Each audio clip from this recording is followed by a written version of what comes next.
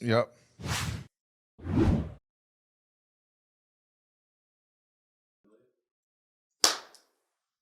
All right, Jeff. Okay, here we go. Coming down in 3, 2, and 1. Jordan, I want to get the hockey geeky stuff out of the way early. Elliotte's eyeballs were already rolling. But the first time I saw you play was probably the first time Elliotte saw you play. Let's go back to 2011, Takini Arena in Whitehorse. Hockey Day in Canada was the first time I ever saw you play. What do you remember from hockey in Whitehorse? It was your Vancouver Giants against the Kamloops Blazers. Yeah, that was obviously a cool game. Being Hockey Day in Canada was like obviously you guys were there, and I think Don Cherry was there. Yeah. So it was being a kid playing juniors. That's a big deal, and it was like the rink I kind of grew up playing in.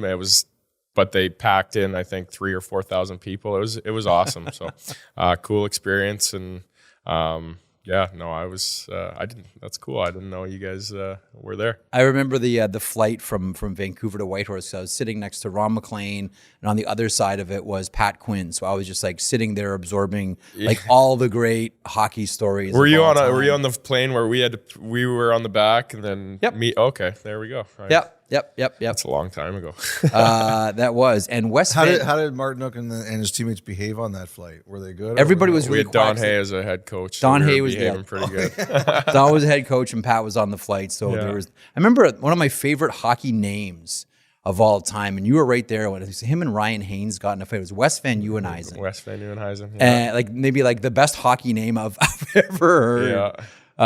Threw down. I want to get the junior stuff out of the way quick, and then we'll get to the NHL. What are your memories of playing with the Giants? I mean, there were big names around the team, and not just on the team yourself and Brendan Gallagher, but I mentioned Pat Quinn around the team. Like these were big names. Yeah, I have a picture in my mom's house that I got named captain at Christmas time my second year when Gally went away for World Juniors. So we had a Gordie Howe night, I don't know, about a month after they got back, and Gordie Howe was still alive and came, and I got a Gordie Howe hat trick the night he was in the building for wearing the Gordie Howe jersey. So no way. That was a pretty cool moment. I skated to the box after I fought, and I threw my elbow up in the air, like where he was sitting. And obviously, looking back on it now, that's like typical junior kid. Hey, but that's good. I thought Gordie Howe in the stands, you can do a little something. But absolutely love it. Yeah, that's an amazing memory. I feel bad because we had a couple good teams there, and we just never ever really did anything with it when you look back at it. But had a great time there and got me ready for pro hockey. That's for sure. Being under Don. Did you see Gordie after the game like that? He didn't come down after. He was older and not in the best of shape, but we did like a media day before and got to see him and shake his hand, and actually in the picture he's giving me like a little shot. That's awesome. Yeah, to be able to have a Gordie Howe hat trick night wearing like the Gordie Howe jerseys with him there that's one of my cooler hockey memories, that's for sure. It's funny you talk about that kind of thing because when we were doing this and I called around, and one of the things that people said to me is you have this hilarious knack, and they said it's probably your best attribute as a person, that whenever something funny happens around a team, you're usually right in the middle of it. Have you always been that kind of a guy? I don't know. I think I like keeping it light. This is at the end of the day, we're playing a game, and I always make a joke. This is the best job in the world. I'll say that. And it's, if you're not having fun with it, then what are you doing here? It's that's kind of my mindset, and I try to come to work, or not even work, come to play hockey every day and have a blast. And usually that ends up being a lot of jokes and a lot of fun with the guys around the room. In that spirit, where does and give us the story behind it, Mista Svechnikov come from? Yeah, that comes back from my Arizona days. It didn't even start with Svetch. It started with Tobias Reeder, and we had an old parking attendant that helped us get down the ramp in Arizona. And every time we show up, I drove with Connor and Toby. He'd go, Mr. Connor, Mr. Toby. So then before the game, I'd say it to Toby. I'd go, it's Toby Reeder. And then Svetch, obviously, when I got to Carolina, he was 18 years old. It was his first time in the NHL, and I don't know if he was nervous. I thought he might have been nervous, but I just wanted to like keep it light for him, and it's kind of started, and then I could see it kind of, I don't know if he liked it or if he didn't like it, but he didn't really have much of a choice in the matter. Yeah, Yes. and then I just kept going with it, and then it's kind of evolved throughout the years, and then now that I kind of just went back to the OG with the Mr. Svechnikov thing, but now he's been out. I haven't been doing it, and so no one takes his place? No one takes his place. That's no, that's Mr. Nachas or Mr. Aho? No, that's just a me and Svetch thing. So you don't lose your roster spot due to injury. So you don't lose your routine due to injury. Well, I guess kind of since we're talking about your personality like that, I guess we should go to the Storm Surge because you had a key part in that. And I remember, so I can't remember who told me this. I think it was one of your former teammates in Arizona, but for the life of me, I couldn't remember who said it to me, but he said that he thought the Storm Surge was really dumb. And then he said when Evander Holyfield showed up and knocked you out, or whoever it was he knocked out, he said he had to call you and tell you that night won me over. Like, that was cool. Yeah, no, and let's be honest, that first year there was a couple we were running out of things to do. It was just we'd sit at pregame meal and we'd be grinding for an hour and a half trying to come up with ideas, and we'd get fans writing us. We're like, hey, we did like a fan vote, or let's give us some ideas. And I think out of 150 ideas they gave us, we could use maybe 2 of them. So it was a lot of work to come up with these things, and a couple of them just kind of fell into our lap, like the Holyfield one with him coming to the game. It was like Justin Williams came up to me before the game, and he's like, hey, you're gonna be the main character at the Storm Surge tonight. And I was like, okay, great. What am I doing? He's like, you'll see. I'm like, well, what do you mean I'll see? Like, I kind of need to know what I'm doing. He's you didn't know? No, he's like, you'll see. And then obviously when he came, Holyfield talked to us before the game, and I was like, okay, that's what I'm doing. And then they brought out some boxing gloves, and I did a little acting in my high school days, so I tried to act it up a little bit. But yeah, that first year, obviously with the Storm Surge and just the way our team was, and it was kind of a fitting thing for the way our team was. We felt like we were kind of, I don't know, not the underdogs or the team that shouldn't have been there, and we're doing this wacky new thing. And yeah, it was a cool year. Now I have a lot of follow-ups out of this question. Okay. Number one, did you ever imagine that you would make the NHL and the thing you would be spending most of your time on would be what we're going to do with the Storm Surge tonight? Yeah, no, exactly. That's and I think that's why we couldn't continue it as much as the fans wanted to, just because you just run out of. You can't do say you win 70% of your home games. Yeah. You can't. It's hard. So basically, the Storm Surge ended because the Hurricanes are too good. Well, it's just you've run out of ideas. Run out of ideas too fast. I think if the way you put it like that, I think the fans can appreciate that. So we'll put it that way. Now, what? Okay, you mentioned we still do a little. Yeah, I understand. Right? It's not the. I understand. Believe me, creativity is hard. Yeah. Like I get that. But you mentioned you got a lot of suggestions you couldn't use. What was one suggestion that you wish you could have done but you couldn't, or maybe the wildest suggestion a fan sent in? They wanted us to shotgun Storm Brew, like the beer that they have for the Hurricanes. They wanted us all to shotgun a Storm Brew on the ice. I thought that one could have been pretty fun. But that would have been awesome. Yeah. That highlight would have been played forever. Yeah. Everybody I thought that one could have been fun, but didn't happen.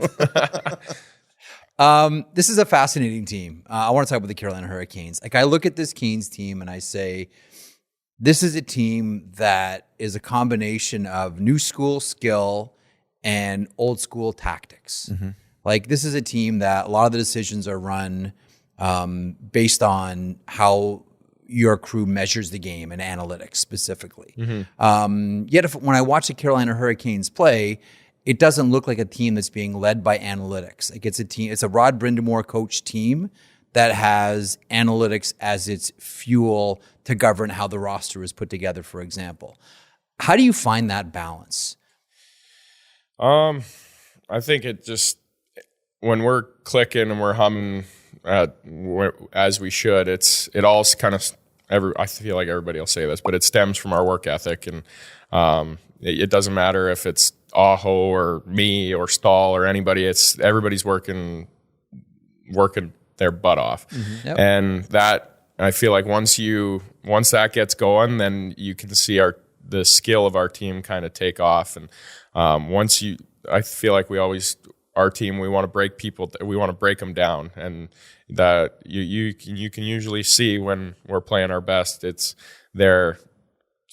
we're dominating down in their end, and we might not score every time, or we'll get a lot of chances, but then they're not coming back at us. And I think that's probably one of our main strategies is we want to make them as tired as they can, because they're not coming 100 mile an hour at us, and then you can roll it over, and it's fun to watch when teams, you can just see their tongues hanging out and they're coming up the ice and they're like, oh, they're coming at us again. And you talk to guys playing against guys that we know and stuff, it's like they come into Carolina, they're like, oh boy, we better, like, everybody just knows, it's like, here they come.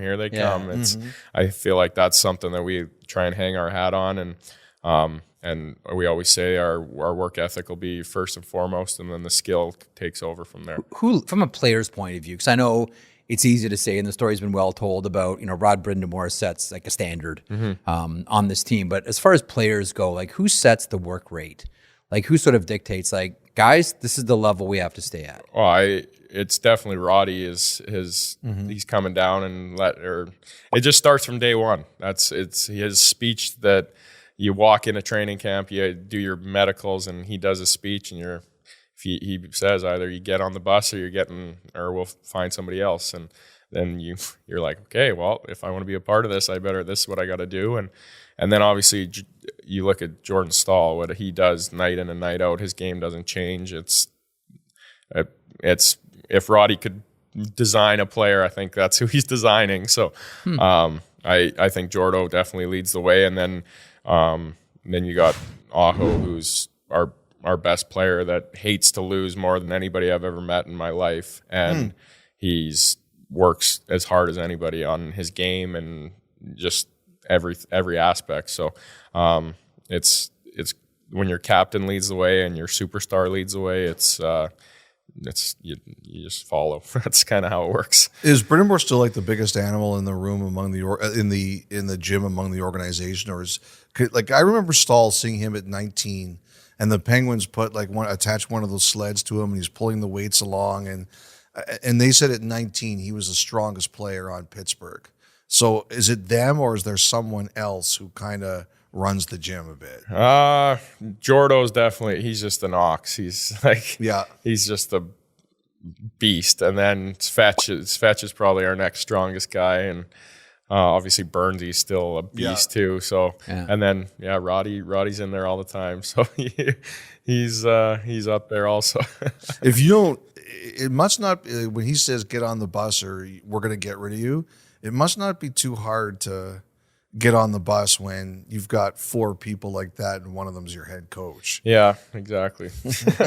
And I just think that when people come to our team now, obviously since Roddy took over, it's everybody kind of sees the way we do it, and everybody talks about culture and standard and all this stuff. And it's something that we've built for 5 years now, and it's obviously it starts with Roddy, but the players that have been here, we take a lot of pride in that as well. Is there competition in the gym? Like, does anyone challenge anybody else? Well, for our training, our training camp, we have a competition. So for basically all your summer training, we are the captains draft teams, and we do a little competition. And okay, who's the most competitive, and who wins? Well, for that, everybody's the most competitive because you get your name on the wall, and we have like the fittest hurricane, C5 hurricane they call it. So guys are trying to be that. So you're the fittest guy in camp pretty much, and then like Jordo picks a team, I pick a team, Slavo, Fishy, or Aho picks a team, and we want our team to win. So this year it came down to 3-on-3 overtime and shootout winner by myself. So my team won. Hey, and what's the prize? Like what do you get? I don't know if I can tell you that. You can tell us. Well, you get a 1 day off practice. Yeah, so we had whatever day you want, you can get a day off practice. Did you take it? I took it. That's awesome. That's awesome. What's fascinating thing about the Carolina Hurricanes, like when this team is on and clicking and humming, it's a beautiful thing to watch. And everybody seemed like every line seems to fit really well, and the line mates really click. What's your, like in your mind, in your conversations with Rod Brindamore, what's your position on this team? What does he expect out of you? I feel like I try and follow Jordo the same way he does it. I try and work. I try and lead the way with my work ethic, and I try to make sure my motor doesn't stop running every time on the ice. And obviously we have a mix of Europeans and Americans and Canadians, and so I try to be a pretty big voice in the room. And for the most part, we don't need a kick in the butt too often, but sometimes you need it. And I just try and lead the way in the standard that we do it. And obviously, when a voice needs to be heard, sometimes it's my voice. Was there ever a problem with I don't know if cliquiness is the right word, but did you ever have that? Because ever in my time in Carolina. That's good. Yeah. I've never ever had a guy that I didn't like playing with here. I don't know if it's just the way the management targets. They target good players, but they also target good people, which is something that it's been nice as a player. You never have to deal with anybody that you don't want to deal with. What's Burns been like since he got here? Awesome. He's awesome. Yeah, it's fun. I feel like I've sat with him at a lot of team dinners, and sometimes on the bus he has 5 backpacks that he brings. So sometimes he usually sits at the front because he doesn't want to lug them all the way to the back. But so he'll come back and we'll have a longer bus ride, and it's just to chat him up about not even hockey stuff, just some of the things he's done is pretty cool. Just to pick his brain and hear all about some of the things he's done. Can you give us an example? Well, he did this, like the shooting thing in, I was like Utah or Wyoming, and it was like with Marines or like high ranking army people. And it was like teams of 4, and it was like a 3-day camp. They had to go out, and it was almost like a competition, like kind of like, not like a Hunger Games thing, but they had to go shoot from 1,000 meters or 1,000 feet away, and they had to hit it, and all their team members had to be a part of it, and they had to run up hills. And wow, it was like an Iron Man for these, like for shooting pretty much. Wow. And you had to go with your team, and yeah, he said it was insane. And then at night they'd obviously make camp with all the teams and get to hear stories about all these guys and some of the missions they've done. And it's just he's met some cool people, that's for sure. Wow. You mentioned targeting good people and not just good players. Your team targets Finns a lot. There's a lot of Finns on the Carolina Hurricanes. I'm curious, from playing with a lot of Finnish players, is there something that you can discern that's distinctive about the way the Finns play hockey, or are we at a place now in hockey where players are more similar than they're different, and it doesn't even matter where they come from? Yeah, that's a tough question, actually. I don't think that they do anything more different than we do over here. Obviously, I think you look at our Teravainen and Aho, they got a lot of skill, and I feel like Turbo works on it a lot, and we'll see videos of him in the summer just out on the ice, just working on his hands and stuff. So I feel I don't know if they maybe do a little more skill work over there, but you look at we talked earlier, you got 12 and a 13-year-old or 11 and a 13-year-old. Wherever you are right now, I feel like if you're not working on skill and skating, you're getting passed by people. So I think it's the way hockey's going. If you're not working on this stuff, you're getting passed. So it's our Finns are doing it, our Swedes, our Russians. I'm doing a little bit. No, it's good. But they're great. They're great guys. Yep. All speak good English, so it's good. I was going to say, because one of the things I found is I think Finnish is the most undecipherable language. Oh yeah, I have we were talking to Hintz and Aho and at Heiskanen, and we asked them to count to 5 in Finnish, and I was like, normally you can kind of figure out what the numbers are. Yeah. I had no idea what those guys were saying.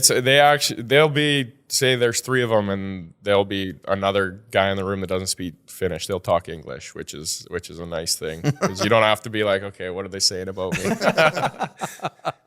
You were mentioning before that you did some acting in high school. What was this? Like, what play or whatever were you in? Oh, I'd have to use a lifeline to call in my mom, because she knows the names of them. But we did these things called one acts. So you were just with one. I had a girl that we did it's just you and her, and you're just a one-on-one person kind of play. And I can't remember that. I remember her name, her character. She was Jane Marwood.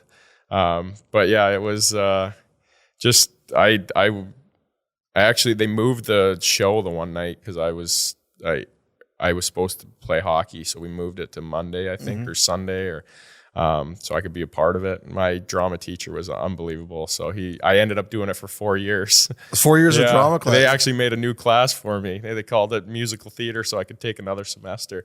Because me and my drama teacher were he was awesome. He was the football coach too, so we got along really good, and I felt like I was pretty good at it. So this is my thing now. Are we like your post hockey career? Is there acting in your future? I wish, but yeah. Would you have done, like, if hockey wasn't possible? Would you have been a theater person? Maybe, I don't know. I would have seen where it went, but I don't think I would have been. I would have known that my dream wasn't maybe going to be a reality. Can you sing? I can't sing, no. I love to sing, though. I try hard. A lot of karaoke. What's your karaoke song? You want my whole set list? Sure. What's your top one? I Want to Dance with Somebody by Whitney Houston. Really? Follow Me by Uncle Kracker, and then I usually finish with my favorite Nickelback song, maybe Rockstar, Animals. You know what? That's right. Because you were at the Halloween party this year. You dressed as Nick. You and your wife dressed as Nickelback, right? Yeah, big Nickelback fan. So were you jealous that Connor McDavid got? I was very jealous. The boy, because my time in Carolina, I did a dance to one of the Nickelback songs, and I always say Nickelback is Canada's best band, and they all give me a hard time. And then they seen that Connor was doing their Canadian Hall of Fame thing, and they're like, I can't believe they didn't fly you in to do that. I was like, I know. I was like, yeah, me and Connor could have done it together. You're their American hype man. Come on, man, call you in. Yeah, no, we when I was in Arizona, 4 of us got to go see him, and we got to meet Chad and stuff. It was a lot of fun. That's awesome. You know, before the interview, we were talking about you and your teammates watching UFC. Anything like growing up, boxing, MMA, wrestling, anything like that for you? It did like a little boxing just for training, hockey training wise, but just wrestle your buddies now and again. I think I went on my cousin's bachelor party when I was 18, and I think he's 7 or 8 years older than me, so all his buddies were almost late 20s, early 30s, and I ended up wrestling like half the bachelor party and didn't lose there. So that'd be my only MMA, I guess, experience. I'm always curious. Like you're a professional athlete. They're professional athletes. Like, what do you think of when, like last night, for example, you're watching UFC? Like, I've always wondered, what the feeling is like when you hear the gate close. Like, what goes through your mind psychologically? But you're a pro athlete. You face danger on a consistent basis. When you watch UFC, like, what goes through your mind as an athlete? Just, I don't. We actually talked about the step on last night. We were watching it. He's like, "Why is my heart racing so much?" It's like you're watching it, and you're like, you just get on the edge of your seat, and your heart's going. And I think just the fact that it's just one person in there, and you're one-on-one. It's like one-on-one combat, and that guy, if he hits you, it's crazy. The fact that what they do to put their life on the line. But that's the way they're going to make a living. So that's what they got to do. Last one for me, Jordan. I heard a really nice story about you. I wanted to ask you about. Your representative was Jeff Halperl, right? Yep. So you're in the second year of a 3-year deal, 3 years, and I heard that when this deal got done, you went and you took him out for a very special meal. Like, this was a big contract for you, and I didn't get to eat with him. You didn't? No. No, I set it up with his wife, so I set dinner up for them, and I was he's